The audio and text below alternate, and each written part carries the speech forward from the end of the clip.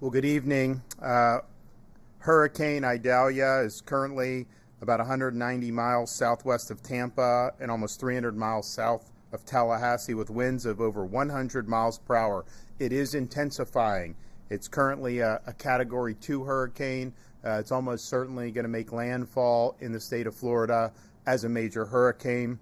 The latest update by the National Hurricane Center made, and we had mentioned this in terms of what the models were showing, they put it at a westward shift. So the impact is going to be further north, and it is going to bring more direct impacts into counties like Leon, Jefferson, and Wakulla County if it continues on that. Now, these things can move over the next 24 hours, but it seems like most of these models are in agreement about the general area. So it's definitely going to hit the Big Bend. Everywhere in the Big Bend is going to get storm surge, is going to see major impact, whether the eye wall's hitting you or not. So please prepare for that. It is going to be a significant impact to that region of Florida. Now, if you are in an evacuation zone and you've been directed to evacuate, particularly if you're in a low-lying area or coastal area in that Big Bend region, now's the time to do it. You still have a little bit more time. If you wait much longer, by the time we get in further into tonight, the weather's going to start getting nastier and nastier, and we're looking at an impact of the eye wall arriving sometime tomorrow morning. So you really got to go now. Now's the time. If you don't, if you stay hunkered down tonight, it's going to be too nasty tomorrow morning to be able to do it. Now, if you do choose to stay in one of the evacuation zones, first responders will not be able to get you until after the storm has passed. That's right, they're not going to be able to get there till after the storm has passed. So please make decisions that are best for you and for your family. And remember, you don't need to travel hundreds of miles away. You don't need to outrun the storm. Simply getting to higher ground in a shelter, with friend's house, hotels, any of that will work. A lot of times you can do that within your own county, but you certainly are thinking more about traveling tens of miles rather than needing to do hundreds of miles. The National Hurricane Center advisory includes that if this storm hits at high tide, storm surge could reach 10 to 15 feet in some areas of the Big Bend. That is life-threatening storm surge. That is storm surge that if you're there while that hits, it's going to be very difficult to survive that. So please take appropriate precautions. We do have counties, a total of 28 counties have now issued some form of evacuation orders, including more recently Alachua, Hamilton, Leon, Nassau, Putnam, and Sumter. Know your zone on that. Typically, these are going to be zones A. Some will be zone A and B. And if you're in an area, certainly the coastal areas, barrier islands, and then if you're in areas that are low-lying or near some of the rivers, you likely would be advised to be evacuating at this time. We are already seeing impacts. In Southwest Florida, we're seeing storm surge. I mean, the eye of this storm is probably 100 miles or more off the coast of Southwest Florida, and yet those outer bands are already showing significant impacts. So you're going to see impacts all up and down the west coast of Florida as the night goes on and as we get in to the wee hours of tomorrow morning. We have been working with folks for the evacuations, so the tolls have been suspended in Citrus, Hernando, Hillsborough, Lake, Pasco, Pinellas, and Sumter County. That started at 4 a.m. this morning. That will continue until this event is concluded. We've also worked with the Florida Restaurant and Lodging Association to make sure that all hotels will allow you to bring your pets. Don't leave your pets behind. You got to take them with you, and these hotels are going to be understanding of that. All the counties have at least one pet-friendly shelter as well. So please take care of your pets. Very important. They need you in this type of circumstance. Uber has also announced that they will be offering free round-trip rides to and from evacuation shelters with a value up to $35. You can use the code Idalia Relief to be able to claim that. So we want to thank Uber for stepping up and helping. We have all 8 urban search and rescue teams with almost 600 personnel ready to deploy to help with search and rescue efforts. Hopefully that's not necessary. Hopefully everyone heeded the warnings, and hopefully nobody ends up in harm's way when the storm hits. But we know that that's likely to be a necessity to have some rescues. So these folks are ready to go. They're located up and down the state, and they are going to go where they are needed, and we really appreciate having them. We also have additional search and rescue personnel that are going to be augmenting the USAR teams. We've been working with counties to make sure they have the resources they need to deploy. We've received 400 active missions that we are coordinating. We've either fulfilled or will have those fulfilled today and be ready to go when the storm hits tomorrow. We have 1.1 million gallons of fuel that's staged and ready to deploy. We don't know what the fuel situation is going to be like. Sometimes it could be bad, sometimes not as much. This will be able to fill gaps if those gaps exist. There are over 50 shelters throughout the state that are open, and every county that has any type of evacuation notice does then open at least one shelter for people to go to. Our Florida Highway Safety Motor Vehicle has 5 Florida licensing on wheel mobiles and 6 mini mobiles ready to deploy to impacted areas to help residents replace important documents such as driver's license. Hopefully that's not going to be necessary, but if you end up in that situation, we want to have folks that are going to be able to help you out with that. We've deployed almost 250 Starlink internet devices. We have another 500 plus staged and ready to go, and we'll likely be putting those into place soon after the storm passes by. Many school districts have announced school closures for today and for tomorrow, so please just check with your county, but if you're in the path of this storm, it's pretty good bet that the schools are not going to be open tomorrow. We also have 18 state colleges and 6 universities that are not having school tomorrow as well. As the winds become stronger today and into the night, Florida Department of Transportation will be coordinating with FHP and local law enforcement to close bridges once wind speeds reach 40 miles an hour or more. So just keep in mind with that, with any plans that you have, once the wind gets to a certain point, those bridges are not going to be safe to traverse, and Florida Highway Patrol will work with local officials to make sure that people are kept safe. We have been in contact with many states that have offered their assistance, and we're grateful for their efforts. We've already have National Guardsmen from both Tennessee and South Carolina. I want to thank them for stepping up and helping us out. We also have called up 33 ambulance strike teams with over 200 ambulances that are ready to surge in any of the impacted areas. So this is crunch time right now. We're going to get hit with a major hurricane. It'll be sometime, the eye will arrive on shore sometime tomorrow morning, most likely, and it is going to have major impacts, particularly along Florida's Big Bend region. So listen to your local officials, take the appropriate precautions to protect you and your family, and once the storm passes, we will have help that will be on the way in the form of power restoration. We were able to go to Wildwood in Central Florida to meet with all the Duke Energy personnel that have been pre-staged there to help with Duke Energy and their power restoration efforts. We've got close to 30,000 people that are in the state of Florida staged for power restoration efforts. So that's going to be a priority to be able to get the power back on for folks. Obviously, search and rescue, to the extent that's needed, those guys are going to be ready to go. And Kevin and his team have a lot of staging of food, water, the things that people need when normal services are interrupted. So everybody hang in there. This is going to be something that will leave significant impacts, and particularly in this part of the state, you really got to go back to the late 1800s to find a storm of this magnitude that will enter where this one looks like it's going to enter tomorrow. So we don't really have a historical analog in anybody's memory. So it's likely to cause a lot of damage, and that's just the reality. So be prepared for that. Be prepared to lose power, and just know that there's a lot of folks that are going to be there to help you get back on your feet. Okay, we're going to hear from Kevin Guthrie. Thank you, Governor. Good evening, everyone. As the governor has said, it's crunch time. We're down to the wire. Hurricane Idalia will be making landfall tomorrow morning. Some parts of Florida are obviously already feeling those impacts. We're seeing a lot of videos and still pictures coming out of Southwest Florida, specifically in Fort Myers Beach and those areas that were impacted a year ago. Again, want to let those people know that we're going to be there as soon as we can get to you guys tomorrow morning. We will have some of our southern staged assets in there to help you guys and evaluate some of that damage. If you haven't evacuated, you're north of Fort Myers, you're up into the central Gulf Coast, northern Big Bend area. If you have not evacuated, you need to do that right now. You need to drop what you're doing. You need to go to your room, pack up, pack your things, and get to safety.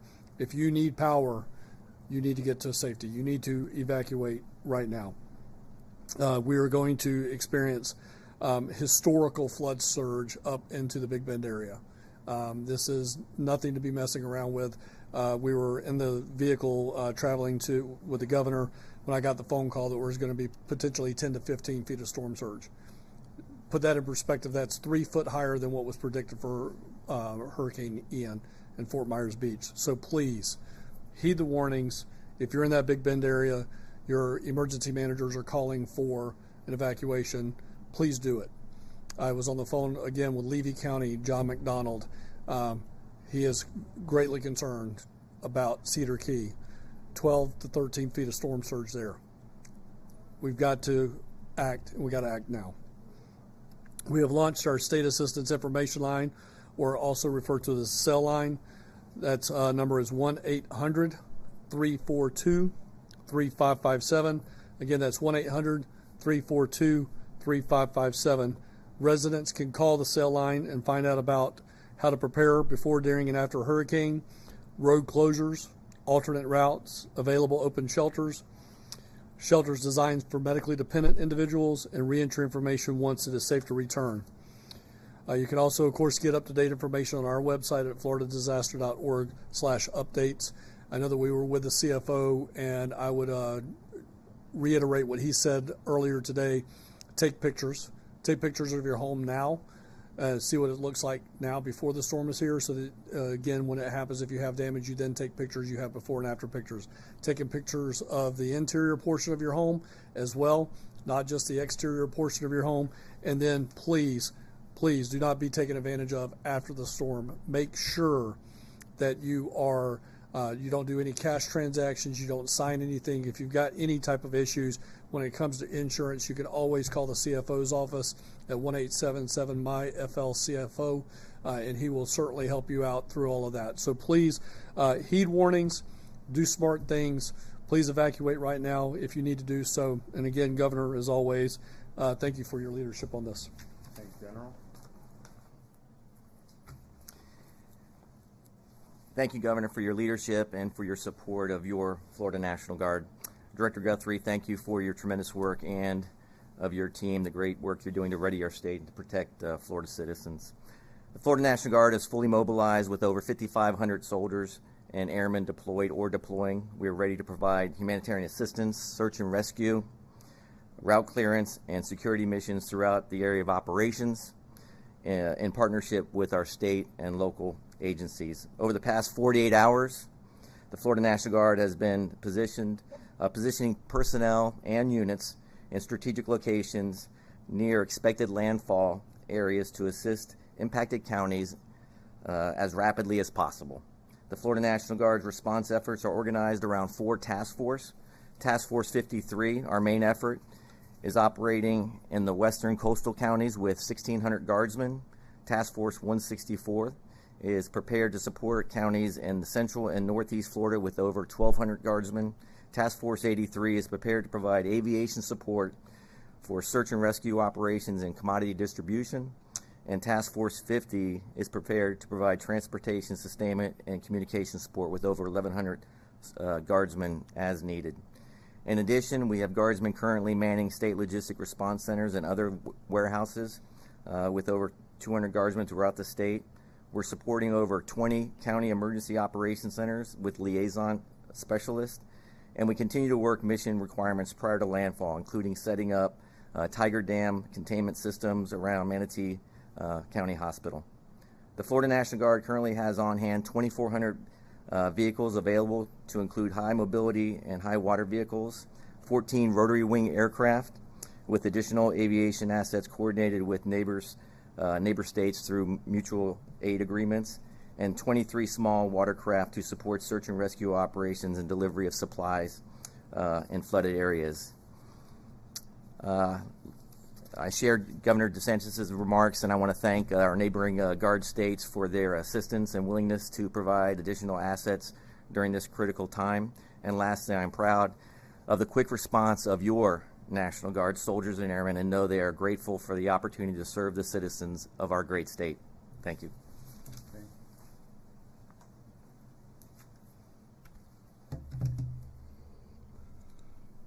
I am Colonel Brian Smith, Director of Law Enforcement for Florida Fish and Wildlife.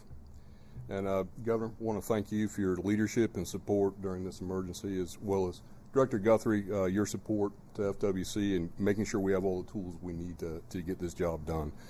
FWC has the officers and equipment and experience, as well as the training, to be effective in the immediate hours following a hurricane.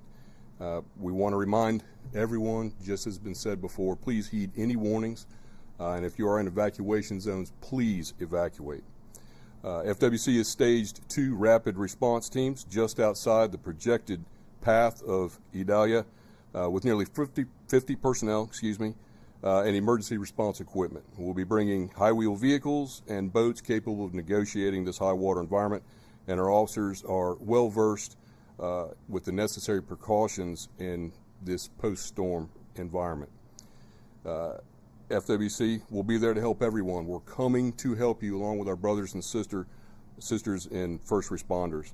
We're honored to be called upon to assist with this, and following our immediate response, we'll have the resources and personnel to assist in recovery efforts for as long as we're needed. And thank you again, Governor, for all your support and leadership. Okay. I'm Colonel Gary House with your Florida Highway Patrol. FHP has approximately 300 troopers statewide on standby, ready to assist and respond as needed as the impacts of Hurricane Idalia are felt. Currently, we have approximately, again, 300 troopers on Alpha Bravo shifts. In other words, 12-hour shifts that are rotating with no days off in preparation for the response to the storm. Our troopers are maintaining high visibility along our interstate highways and all our evacuation routes, especially our interstate rest areas. We're coordinating with our local sheriff's offices, and we're assisting specifically in Taylor, Dixie, and Levy counties, and notifying residents in evacuation areas to evacuate and heed that warning. We're coordinating with our FDOT partners, monitoring our roadways and our bridges to make sure they're safe for travel. As the governor mentioned, once speeds reach up to 40 miles an hour, we're going to shut those causeways and those bridges down. So now is the time, as Director Guthrie said, now is the time to heed those warnings and evacuate if you're in an evacuation area. We're going to continue to monitor, and we advise you to also monitor your local emergency management officials and local sheriffs and follow their directions as they put out releases and directions for you to follow as the storm approaches and the impacts are felt. After the storm passes, I would encourage you not to go out and sightsee. Give first responders room to work, room to respond, and room to assist those in need. As you travel our highways, if you've become disabled, your vehicle becomes disabled, try to get out of the traffic ways. If you're unfortunately involved in a collision, try to clear the roadway and dial star FHP or 347. Star FHP or 347 if you need assistance. And if it's an immediate emergency, always dial 911. Governor DeSantis, thank you for your leadership, your support of your Florida troopers and law enforcement in general. Director Guthrie, also thank you for your support. Florida has great leadership, and we're proud to serve with you. Thank you. Okay, so be ready for impact. It's going to happen. We'll be prepared for losing power, of course, and we've been stressing that over the past many days.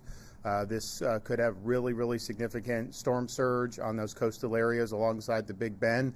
And storm surge of this magnitude is not something we've ever seen in this part of Florida in any of our lifetimes. So please take the appropriate precautions and just understand that this is something that absolutely can be life-threatening if you were in one of those areas that is in the coastal or low-lying areas when you're met with this type of storm surge. Okay, any questions? quick question about to follow up on the insurance thing, because so many people are worried about it right now.